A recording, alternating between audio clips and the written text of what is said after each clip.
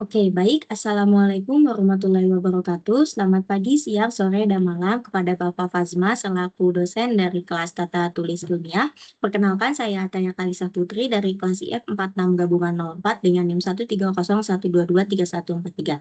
Pada kesempatan kali ini, saya akan mempresentasikan tugas besar saya dalam mata kuliah tulis ilmiah yang berjudul Analisis Performa Model KNN dalam memprediksi beban pemanasan dan pendinginan bangunan. Topik ini saya angkat karena isu efisiensi energi di sektor bangunan semakin krusial dalam menghadapi perubahan iklim dan kebutuhan penghematan energi global. Oke, selanjutnya kita masuk pada pendahuluan. Di pendahuluan kali ini, sektor bangunan merupakan salah satu penyumbang terbesar konsumsi energi di dunia. Berdasarkan laporan IEA tahun 2023, sekitar 30% konsumsi energi global berasal dari bangunan, dan bahkan menyumbang hampir 40% dari total emisi CO2 tahunannya. Di negara berkembang seperti Indonesia, proyeksi menunjukkan konsumsi ini akan meningkat hingga 50% pada tahun 2030. Maka dari itu, peningkatan efisiensi energi bukan lagi pilihan, melainkan kebutuhan mendesak. Selanjutnya, peluang machine learning dan KNN, salah satu pendekatan yang menjanjikan untuk memecahkan persoalan ini adalah melalui machine learning.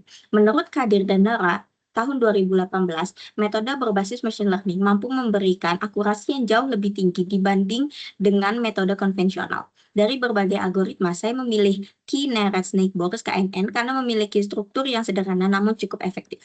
Berdasarkan penelitian Ahmad et al. 2020, KNN juga mampu memberikan hasil prediksi yang baik dengan kompleksitas komputasi yang rendah. Oke, selanjutnya perumusan masalah dan tujuan sendiri. Di sini saya mempunyai 3 masing-masing. Untuk perumusan masalah sendiri, yang pertama seberapa akurat model KNN dalam memprediksi beban pemanasan heating load dan pendinginan cooling load. Yang kedua, bagaimana performa KNN jika dibanding dengan algoritma lain seperti SPM. Lalu yang ketiga, apakah hasil prediksi model KNN cukup mudah untuk diinterpretasi oleh pengguna awam atau praktisi. Untuk tujuannya sendiri juga sama, ada 3. Yang pertama, mengembangkan model prediksi KNN yang efisien dan akurat. Yang kedua, membandingkan performa KNN dengan metode lain. Dan yang ketiga, memberikan panduan praktis dalam desain bangunan yang hemat energi berdasarkan hasil prediksi. Selanjutnya, untuk hipotesis penelitian sendiri, hipotesis yang saya ajukan adalah bahwa algoritma KNN memiliki potensi yang tinggi dalam memprediksi konsumsi energi bangunan secara akurat. Model ini sangat cocok digunakan pada dataset dengan skala kecil hingga menengah. Selain itu, KNN juga mampu mengenali pola yang kompleks dan nonlinear dalam data. Dibanding algoritma lain seperti UNFIS dan Gaussian process, KNN dinilai lebih mudah diimplementasikan dan cukup seimbang dari segi akurasi dan efisiensi.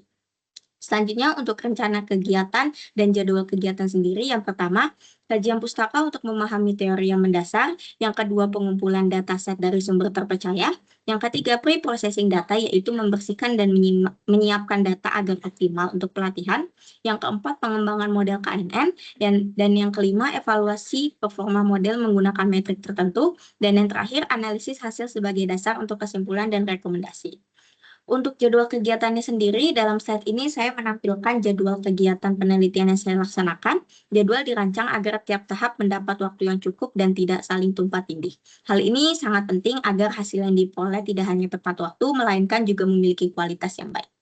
Selanjutnya, masuk kepada kajian pustaka, yang dimana di sini efisiensi energi bangunan pada bangunan biasa dicapai melalui desain arsitektur yang baik.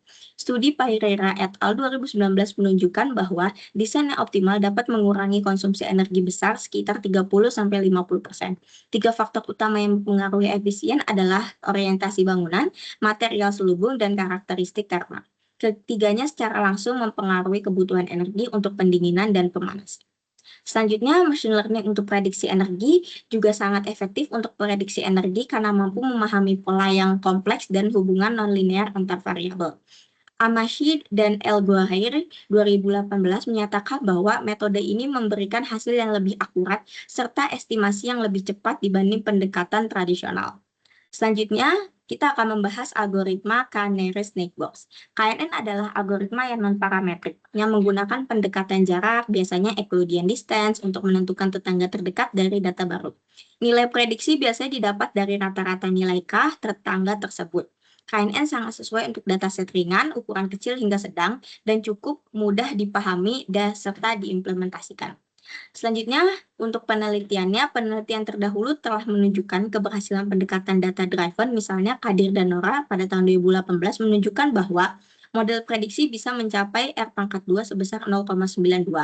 Dan Ahmad et al. Pada tahun 2020 juga menunjukkan bahwa KNN bisa memberikan akurasi tinggi dengan biaya komputasi yang rendah jika dibandingkan metode setiap deep learning-nya.